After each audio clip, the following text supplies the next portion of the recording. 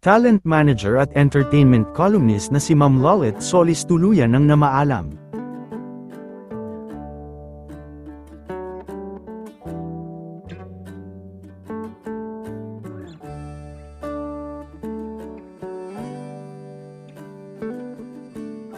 Lubos na ikinabigla ng lahat, ang isang nakakalungkot na balita, ng pagpanaw ng batikang talent manager, at showbiz columnist na si Ma'am Lolit Solis, na kinumpirma naman ni Mr. Nino Mulak sa isang post. Matatandaan na matagal na nga na naghihirap si Ma'am Lolit Solis sa kanyang sakit sa kidney, matatandaan din na ilang taon na ang nakalipas mula nang ma-diagnose si Lolit Solis ng sakit sa bato, dahilan upang siya ay sumailalim sa dialysis 2 beses sa isang linggo. Ilang oras din bago ang kanyang pamamaalam ay nakapag-post pa ito sa kanyang account, ayon kay Ma'am Lolit ay hopeless, helpless at very weak umano ito. Ang hirap pala ng may sakit, hopeless, helpless, weak ka, para bang hindi mo alam where and what to do.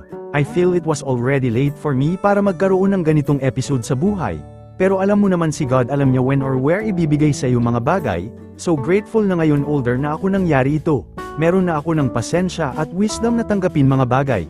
I feel sad, weak, but hopeful, wishing na sana gumaling ako agad at maging active uli. Dahil sa pagiging matapang ni Manay Lolit Solis sa pagbibigay nito ng mga pahayag tungkol sa mga artista ay hindi rin maiiwasan na may mga nakabangga ito sa showbiz industry. Ayon kay Manay Lolit ay tila nakarma na nga ito sa kanyang mga nagawa noon. Salbi para talaga lahat ng mga kamalditahan na gawa ko sa mundo pinagbabayaran ko na ngayon, haha, kasi nga lahat ng mga bagay na hindi ko iniisip na mararanasan ko nangyayari ngayon sa akin, grabe talaga na kung minsan may mga mental lapses ako. Siguro dahil na rin sa edad ko plus meron pa akong sakit kaya may ngipin ako, hindi ko mag-grasp up to now kung bakit bigla nagkasakit ako at mukhang seryoso pa.